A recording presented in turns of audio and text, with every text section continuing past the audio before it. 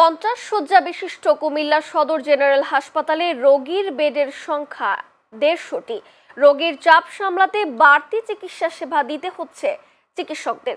তবে পুরো হাসপাতালে বিদ্যুতের বিকল্প ব্যবস্থা না থাকায় লোডশেডিং হলে টর্চ লাইট বা মোবাইল ফোনের আলোয় চলে চিকিৎসা কার্যক্রম।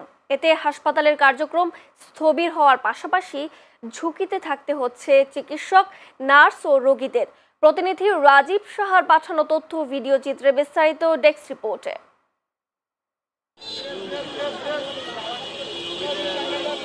কুমিল্লা জেলার 17টি উপজেলার মানুষের চিকিৎসা সেবার একমাত্র ভরসা কুমিল্লা সদর জেনারেল হাসপাতাল। 50 শয্যা বিশিষ্ট হাসপাতালটিতে বাড়তি রোগীর চাপ সামলাতে হিমশিম খেতে হয় চিকিৎসক ও নার্সদের। তার উপর হাসপাতালে বিকল্প বিদ্যুৎ ব্যবস্থা না থাকায় চরম ভোগান্তি পোহাতে হয় তাদের।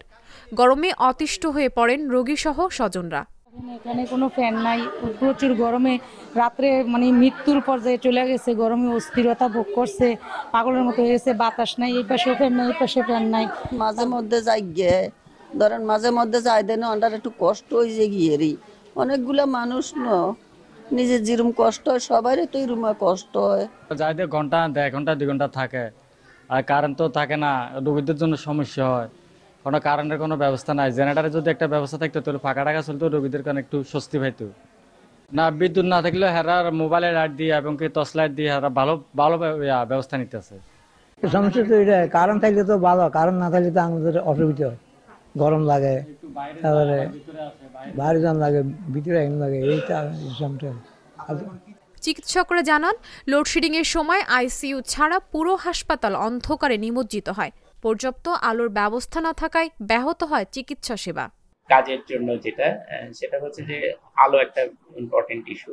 আমাদের ওয়ার্ডগুলোতে দেখা যাচ্ছে যে পুরোনো ধাঁচের বিল্ডিং হওয়াতে ভেন্টিলেশন অত ভালো না, বা আমাদের লাইট ওইভাবে আসে না, সুতরাং অন্ধকার একটা ইস্যু। আর দ্বিতীয় কথা হচ্ছে যে এই যে রুগীর বাড়তি ফ্লো এর কারণে সেটা হচ্ছে যে আমাদের রুগীদের খুব গরমে কষ্ট পায় বর্তমানে যেটা। আরেকটা হচ্ছে যে আমাদের কিছু যন্ত্রপাতি আছে, যেমন অটোমেশন আমাদের এখানে চালু আছে।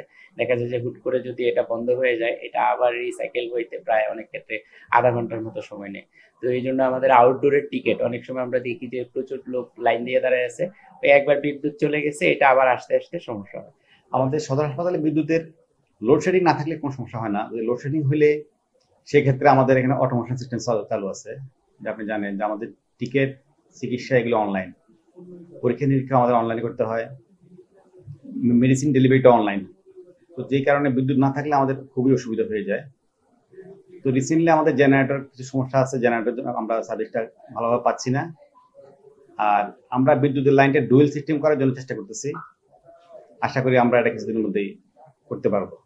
জেলা সিভিল সার্জন জানান, রোগীর চিকিৎসা সেবা নিশ্চিত করতে হাসপাতালে বিদ্যুতের ডুয়েল সিস্টেম চালু থাকা জরুরি। অভিযোগ করেন, সংশ্লিষ্ট কর্তৃপক্ষকে বেশ কয়েকবার চিঠি দিয়েও সমস্যার সমাধান হয়নি।